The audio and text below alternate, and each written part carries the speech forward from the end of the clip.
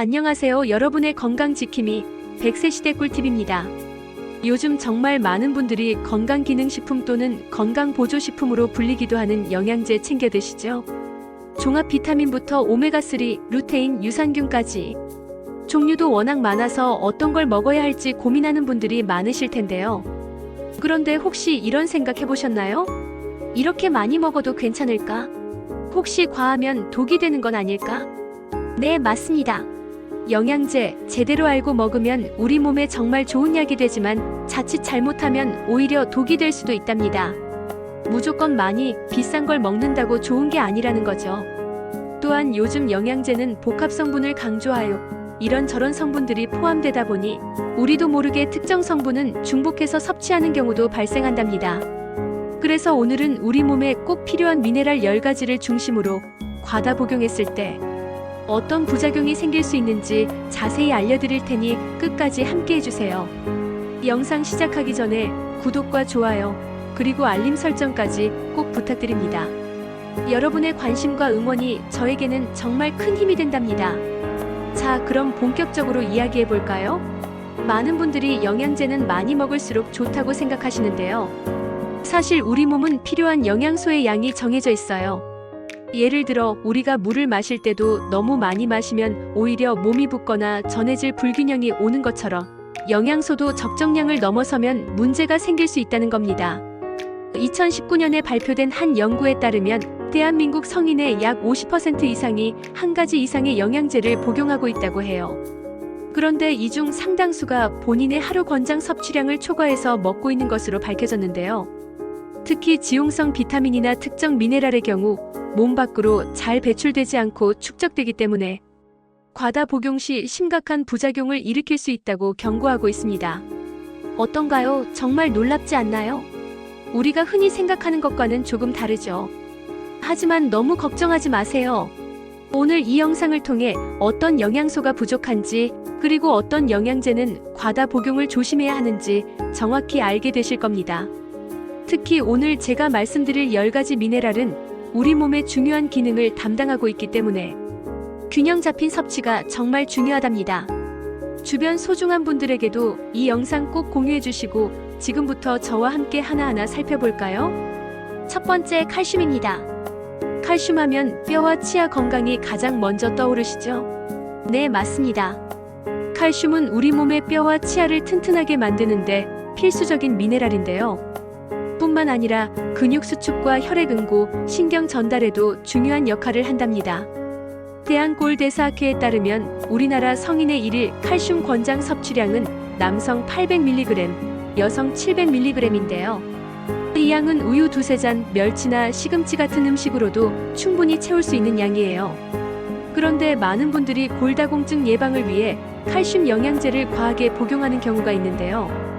칼슘을 하루에 2500mg 이상 너무 많이 섭취하면 오히려 문제가 될 수 있습니다. 대표적인 부작용으로는 변비가 생기거나 위장장애를 겪을 수 있고요. 더 심해지면 신장 결석의 위험이 커진다고 해요. 한 연구에서는 칼슘 영양제를 과다하게 복용한 노인들에게서 심혈관 질환 발생률이 증가했다는 결과도 발표되었는데요. 이는 칼슘이 혈관벽에 침착될 수 있기 때문이라고 합니다. 따라서 칼슘은 음식으로 먼저 섭취하고 부족할 경우에만 보충하는 것이 좋습니다. 두 번째, 마그네슘입니다. 마그네슘은 천연 진정제라는 별명으로 불릴 만큼 우리 몸에 정말 중요한 미네랄인데요. 근육 이완과 신경 안정에 도움을 주고 불면증 완화에도 효과가 있다고 알려져 있죠. 특히 눈밑이 파르르 떨리는 증상을 겪는 분들이 마그네슘을 챙겨 드시곤 하는데요. 우리나라 성인의 마그네슘 일일 권장 섭취량은 남성 350mg, 여성 280mg입니다. 견과류나 시금치, 콩 같은 식품에 풍부하게 들어있어요. 하지만 마그네슘도 과하게 섭취하면 좋지 않아요.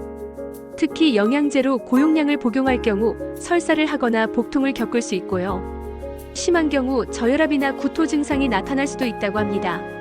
만약 신장 기능이 좋지 않은 분이라면 마그네슘 배출이 어려워져서 더 큰 문제가 생길 수 있으니 반드시 주의해야 합니다. 마그네슘은 음식을 통해 꾸준히 섭취하고 영양제를 드실 때는 전문가와 상의하여 적정량을 지키는 것이 중요합니다. 세 번째, 철분입니다. 철분은 우리 몸의 적혈구 형성에 꼭 필요한 미네랄인데요. 산소를 온몸으로 운반하는 중요한 역할을 합니다. 그래서 철분이 부족하면 빈혈이 생기기 쉽죠. 특히 여성분들은 생리나 임신 등으로 인해 철분이 부족하기 쉬워서 영양제를 많이 드시는데요. 우리나라 성인 여성의 철분 1일 권장 섭취량은 14mg, 남성은 10mg입니다. 시금치, 소고기, 조개류 등에 철분이 풍부하게 들어있어요.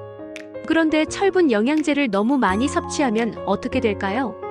체내에 과도하게 축적될 경우 간이나 심장에 철분이 쌓여서 장기 손상을 일으킬 수 있다고 합니다. 특히 철분 과다증은 흑갈색 피부 침착, 관절염, 당뇨병 등의 질환을 유발할 수 있다고 경고하고 있는데요. 따라서 철분은 빈혈 진단을 받으신 분들이나 임산부처럼 꼭 필요한 경우에만 의사의 지시에 따라 섭취하는 것이 바람직합니다. 건강한 일반 성인의 경우 식단만으로도 충분히 채울 수 있으니 무분별한 섭취는 피해야 합니다. 네 번째, 아연입니다. 아연은 면역 기능과 세포 성장, 그리고 상처 회복에 중요한 역할을 하는 미네랄인데요.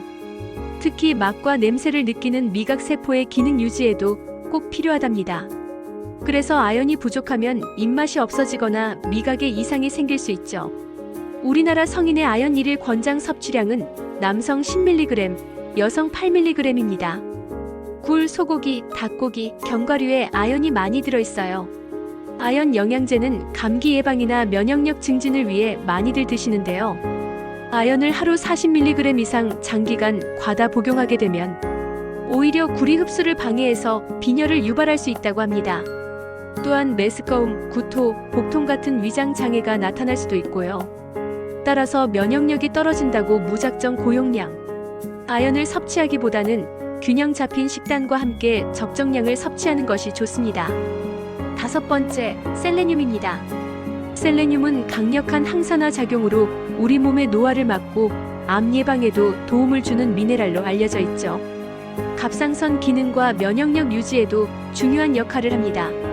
우리나라 성인의 셀레늄 1일 권장 섭취량은 50mg인데요. 브라질너트나 해산물, 곡물에 셀레늄이 풍부하게 들어있어요. 셀레늄은 소량만으로도 효과가 좋기 때문에 과다 섭취를 정말 조심해야 하는데요. 하루에 400mg 이상 장기간 섭취할 경우 셀레늄 중독이 발생할 수 있습니다. 셀레늄 중독이 되면 손발톱이 부서지거나 머리카락이 빠지는 증상이 나타날 수 있고요. 심한 경우 신경계 이상이나 구역질, 설사 같은 증상을 겪을 수 있습니다. 브라질너트 한두 알에 하루 권장량의 몇 배가 들어있을 수 있으니 영양제뿐만 아니라 음식 섭취 시에도 주의가 필요합니다. 여섯 번째, 요오드입니다. 요오드는 갑상선 호르몬을 만드는데 필수적인 미네랄인데요. 갑상선 호르몬은 우리 몸의 신진대사와 성장에 아주 중요한 역할을 합니다. 그래서 요오드가 부족하면 갑상선 기능 저하증이 올 수 있고 반대로 너무 많아도 문제가 될 수 있답니다. 우리나라 성인의 요오드 1일 권장 섭취량은 150mg입니다. 미역, 다시마, 김 같은 해조류에 요오드가 아주 풍부하게 들어있죠. 요오드를 하루 1100mg 이상 과다하게 섭취하면 갑상선 기능 항진증이나 저하증을 유발할 수 있다고 해요. 특히 만성적으로 과다 섭취할 경우 갑상선에 염증이 생기거나 기능에 이상이 올 수 있습니다. 우리나라 식단은 해조류를 많이 먹기 때문에 요오드 결핍보다는 과다 섭취를 더 조심해야 합니다. 따라서 별도의 영양제로 요오드를 보충하기보다는 해조류를 적당히 섭취하는 것이 좋습니다. 일곱 번째, 구리입니다. 구리는 철분 흡수를 돕고 에너지 생성과 신경계 건강에 중요한 역할을 하는 미네랄입니다. 우리 몸에 아주 소량만 있어도 충분하지만 없으면 안 되는 필수 영양소이죠. 우리나라 성인의 구리 1일 권장 섭취량은 0.8mg입니다. 간, 조개류, 견과류에 구리가 풍부하게 들어있어요.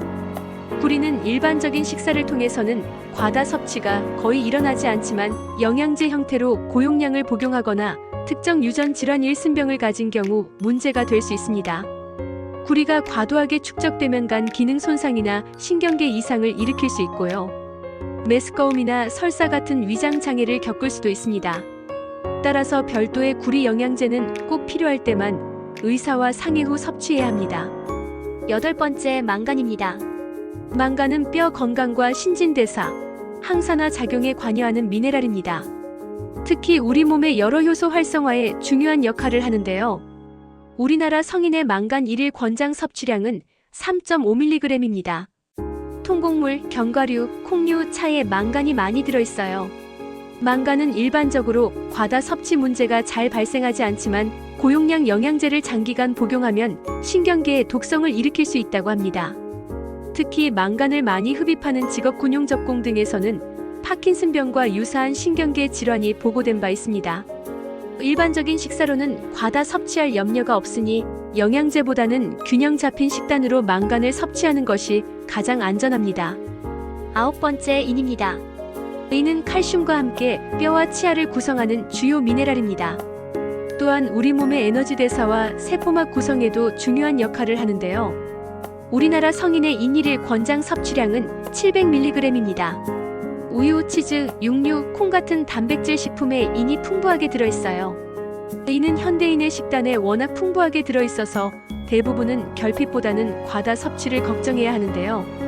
특히 가공식품이나 탄산음료에 인산염 형태로 많이 첨가되어 있습니다. 인을 너무 많이 섭취하면 오히려 뼈 건강에 문제가 생길 수 있는데요. 인과 칼슘의 비율이 깨지면서 뼈에서 칼슘이 빠져나가 골다공증의 위험을 높일 수 있습니다. 또한 만성 신장 질환을 가진 분들은 인 배출이 어려워 혈중 인 수치가 높아져 문제가 될 수 있으니 반드시 주의해야 합니다. 10번째, 칼륨입니다. 칼륨은 우리 몸의 나트륨과 균형을 이루며 혈압 조절과 신경, 근육 기능에 중요한 역할을 하는 미네랄입니다.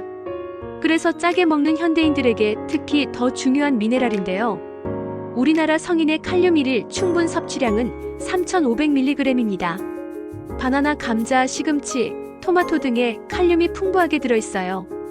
칼륨은 보통 과다 섭취에도 소변으로 배출되기 때문에 큰 문제가 되지 않지만 신장 기능이 좋지 않은 분들은 칼륨 배출이 원활하지 않아 혈중 칼륨 농도가 높아질 수 있습니다. 이를 고칼륨 혈증이라고 하는데요. 고칼륨 혈증이 심해지면 부정맥이나 심장마비 같은 치명적인 결과를 초래할 수 있습니다. 따라서 신장 질환이 있는 분이라면 칼륨 영양제는 물론 칼륨이 많이 함유된 식품도 주의해서 섭취해야 합니다. 자, 오늘 10가지 미네랄에 대해 자세히 알아보았는데요. 어떠셨나요? 우리가 무심코 먹었던 영양제들이 오히려 우리 몸에 부담을 줄 수도 있다는 사실, 정말 놀랍지 않나요? 가장 중요한 핵심은 이겁니다. 영양제는 부족한 영양소를 채워주는 보조제이지 주식이 아니라는 점이에요. 가장 좋은 영양제는 바로 균형 잡힌 식사라는 것을 절대 잊지 마세요. 다양한 제철 과일과 채소, 곡물, 단백질을 골고루 섭취하는 것만으로도 우리 몸은 충분히 건강해질 수 있답니다. 영양제를 꼭 섭취해야 한다면 반드시 본인의 건강 상태와 식습관을 먼저 파악하고 전문가와 상담을 통해 꼭 필요한 영양소만 적정량 섭취하는 것이 가장 현명한 방법입니다. 오늘 영상이 여러분의 건강한 삶에 조금이나마 도움이 되었기를 바랍니다. 다음번에도 더욱 유익하고 재미있는 건강 정보로 찾아올게요. 혹시 궁금한 점이 있다면 댓글로 남겨주세요. 여러분의 질문에 귀 기울이겠습니다. 마지막으로 아직 구독과 알림 설정을 안 하셨다면 꼭 부탁드립니다. 다음 영상도 놓치지 않고 함께 해주세요. 여러분 모두 건강하고 행복한 하루 보내세요. 감사합니다.